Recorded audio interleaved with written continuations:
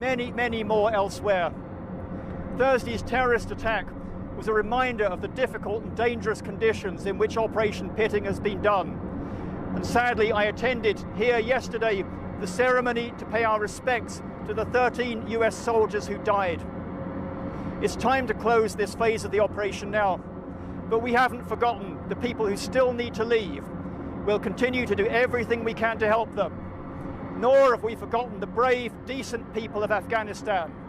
They deserve to live in peace and security. Let's take you live to the Pentagon, where there is a briefing on operations in Afghanistan. Let's listen. As needed. We continue to evacuate American citizens and vulnerable Afghans out of Kabul. In fact, there are approximately 1,400 individuals at the Kabul airport who have been screened and manifested for flights today. As I said yesterday, we have the ability to include evacuees on military airlift out of Afghanistan until the very end. This is a massive military, diplomatic, security, and humanitarian undertaking for the United States and our allies. And so I'll give you a specific update of the last 24. Yesterday, 32 U.S. military aircraft, 27 C-17s, and 5 C-130s departed with approximately 4,000 personnel. Combined with 34 coalition aircraft departures, an additional 2,800 personnel left Kabul for various intermediate staging bases. 66 flights left out of Kabul yesterday in that 24-hour period, with 6,800 evacuees. Today I can report an updated total evacuation that is more than 117,000, the vast majority of which are Afghans. Of this total number, approximately 5,400 are American citizens.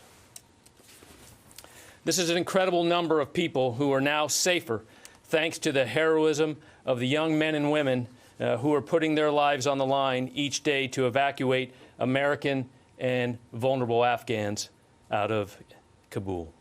Threats to our forces and to this operation remain real and significant. I'm sure you can appreciate that. And now, as the military mission begins to end in Kabul, thousands of service members are working across the globe and within the United States to complete this incredibly important mission. Out of the EUCOM AOR, 6 flights will transport about 2,000 Afghans to the United States.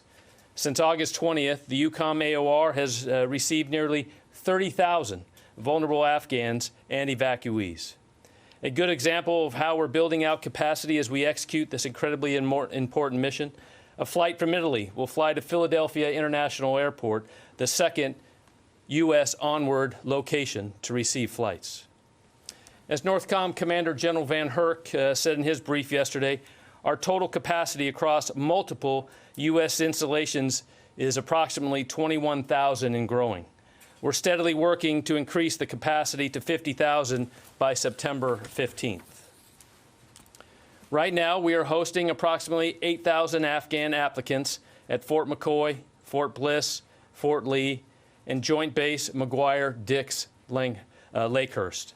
A dedicated team of military, civilian, and contract personnel are working closely with numerous agencies, both government and non-government, to ensure further requirements and additional capabilities are available.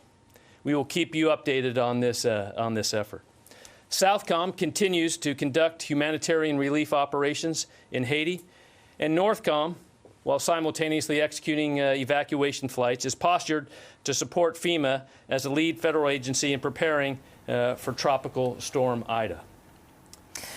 Confirmation there from the Pentagon of the raid on ISIS-K targets in eastern Afghanistan, saying that 2 high-profile targets were killed and 1 wounded. Future operations are not ruled out. And also a confirmation of the numbers evacuated so far, more than 117,000. Do stay with us here on BBC World News.